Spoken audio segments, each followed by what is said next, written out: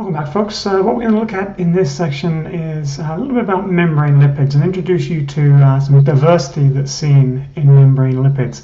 You're probably familiar with your bulk standard phospholipid, phosphatidic acid, but we're going to introduce a lot of diversity, and as we develop this section, these two sections, we'll start looking at the importance of that diversity in terms of phospholipids. So we're just going to really kind of look at the different phospholipids and variations of phospholipids that we see in membranes to start with. So there are three main kinds of lipids that you find in membranes. Phospholipids, which you'll have generally heard about, glycolipids, and then sterols. And you've probably heard of sterols as well when you've talked about cholesterol before. So phospholipids are the most abundant lipids in membranes. They include the phosphoglycerides, which are probably what you've looked at before. That's the glycerol backbone with the two fatty acid tails. They also include a molecule called the sphingolipids. And so sphingolipids use sphingosine instead of glycerol as the backbone. So just to review, on the left here we've got a diagram showing you the structure of a phosphoglycerolipid or a phosphoglyceride. There are lots of synonymous terms to describe these things. Here's our glycerol backbone. 1, 2, 3 refers to the carbons. So 3 carbon here, we have a phosphate group attached to it. And then if there is just a phosphate group attached to the phosphoglyceride, it's phosphatidic acid, and that's actually pretty rare in membranes. There's not a lot of phosphatidic acid.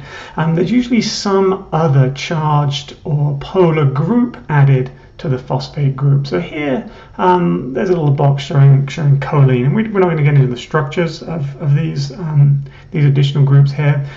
Just know there are other groups that can be added here: ethanolamine, serine, the amino acid you're familiar with, threonine, amino acid, inositol, a sugar.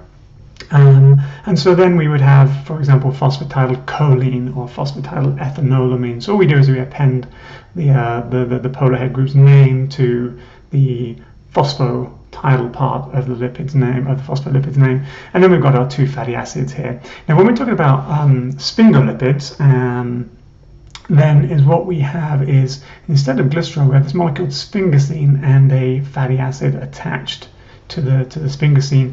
Then there'll be a phosphate group like we saw in our phosphoglyceride, and then there'll be different head groups changed, different head groups substituted in here. And so a good example of that is sphingomyelin, and that's particularly prevalent in nerve tissues. Down at the bottom here is what is important to appreciate. Down here is not the details, and not try and learn the different types of lipids that you have in different membrane types, but just to start off appreciating the diversity of lipid types that we see in membranes. So if we compare just the plasma membrane in rat liver, so that's a rat liver cell, we can see this diversity of different types of lipid in the membrane. But then if we look at the plasma membrane of E. coli, obviously in terms of evolution, a long way from the rat, we see a lot of phosphatidylethanolamine and some phosphatidylglycerol and a little bit of cardiolipin, but not the same diversity and very different abundances of lipids when we compare the E. coli membrane to the plasma membrane. And so we'll get into the reasons for some of this diversity a little bit later. A second type of lipid that we can talk about is a glycolipid, and these are simply formed by the addition of a carbohydrate to a lipid. So if you think back to the endoplasmic reticulum system and the endomembrane system in general, you may remember that lipids are produced by the endoplasmic reticulum, and they're shipped out through the Golgi in pieces of membrane, and they end up in the cell membrane. And so this addition of carbohydrate is going to happen in the endoplasmic reticulum and in the Golgi apparatus. And so what we're doing is adding either a single lipid a single carbohydrate, or in some cases an oligosaccharide. So that's several sugar moieties or several carbohydrate moieties. So some of these Glycolipids, the glycoglycerolipids, are glycerol-based in terms of their backbone, and others are sphingosine-based. So those are the glycosphingolipids. So you can frequently see glycerol or sphingosine being used in both the phosphoglycerides and in the glycolipids. So there's again some specific examples here. Cerebrosides and gangliosides, common in neural tissue, and they're all going to have varying sugars attached to the carbon one of the sphingosine moiety of the glycolipid. So those ones, the cerebrosides and gangliosides, are predominant in brain and nerve cells. The sterols, this third group, again, there's significant diversity that we see here.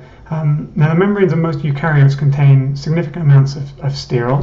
Main sterol in animal cells is cholesterol, and that stabilizes and maintains the structure of membranes. Plant cell membranes contain small amounts of phytosterols, and then fungus use a molecule called ergosterol.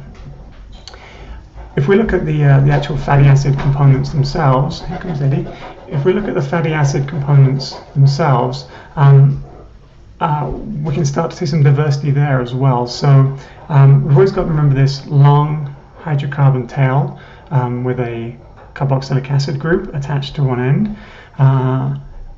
The length of these fatty acid chains ranges from about 12 carbons to 20 carbons, and that 12 to 20 range is optimal for the required membrane thickness. So the membrane thickness can be changed by changing the fatty acid length, and we actually see this also in lipid rafts where certain lipids are used. We get membrane thickness increased, and then when there are no lipid rafts, we see membrane thickness being lower. So there's some examples here, so you can just get an idea of what we're looking at.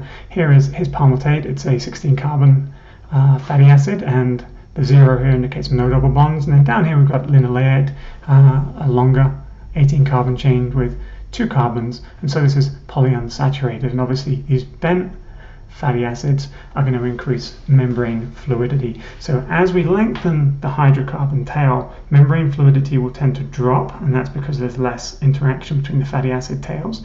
As it shortens, then we see more membrane fluidity, and as we see the introduction of kinks and bends, we see an increase in membrane fluidity then too. We can also then start to look at the structural and physiological effects of lipid composition on membrane structure and function. It is a little warm. So if we consider over on the left here a phosphatidylcholine bilayer. So let's just think about a bilayer made entirely of phosphatidylcholine. When we add in cholesterol to the membrane, what we see is that the cholesterol stabilizes the fatty acid chains, and we see a thickening of the membrane. Now, if we look at the same phenomena with sphingomyelin, sphingomyelin-based membranes are going to be thicker than phosphatidylcholine and thicker than phosphatidylcholine with cholesterol, but cholesterol doesn't have a stabilizing effect on sphingomyelin, and so it doesn't change the thickness of the membrane. So we can modulate membrane thickness, which will obviously impact diffusion rates, for example, if we're thinking about the movement of solutes across a membrane.